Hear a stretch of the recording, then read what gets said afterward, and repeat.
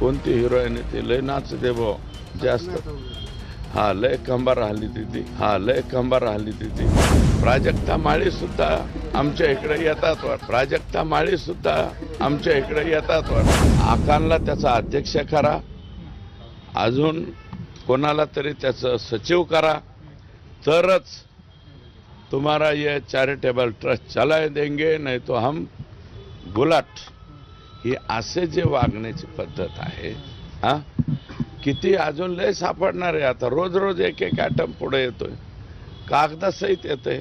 याचं कागदपत्राचा पुरावा माझ्याकडे आलाय, म्हणून मी शिरसाळा ह्या एका गावावरती बोलतोय. एकाच गावामध्ये तुम्ही असं करताय. शिमरी पारगाव म्हणलं, आत्ता हे म्हणलं, आता हळूहळू कुठले बी लोक येतात म्हणतात आकांची इथं 100 एकर आहे, 150 एकर आहे. आकांनी तिथं प्रचंड खर्च केलाय. 30 कोटी 40 कोटीचे तो बंधारेच बांधले आपल्याच जमिनीत.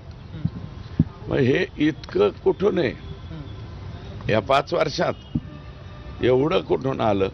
आणि आम्ही आपलं त्यांचं बघत असतो बा, रश्मिका मंडाना, परत ते कोणती हिरोईन ती लय नाचते बा जास्त. हा लय कंबार हल्ली तिथे, सपना चौधरी. हा मग असे इव्हेंट बघायचे यांचे, event management politics.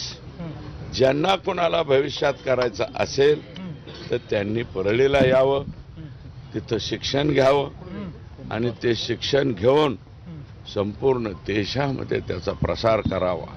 Sapna Chaudhary, Rashmika Mandana, अजून काय माझ्या नवीन प्राजक्ता माळी. हा प्राजक्ता माळी सुद्धा आमच्या इकडे येतात वाटतं बरं का. हे सगळं जर काही बघायचं असेल तर, चित्रपट नवीन कोणाला काढायचा असेल तर अशा मोठ्या ज्या विभूती आहेत, विभूती म्हणतो, अशा मोठ्या विभूती, त्यांच्या तारखा, त्यांच्या डेट्स कशा कशा पद्धतीने मिळतात, काय होतात. प्राजक्ता ताई सुद्धा आमच्या इथं येतात. त्या पण आलत्या का इथं? हा, तर याच्यासाठी जर अतिशय जवळचा पत्ता तुम्हाला सापडायचा असेल तर तो आमच्या परळी पॅटर्न जो आहे, परळीचा हाही एक पॅटर्न आहे. हे असं गायरान जमिनीवर पूर्ण ताबा घ्यायचा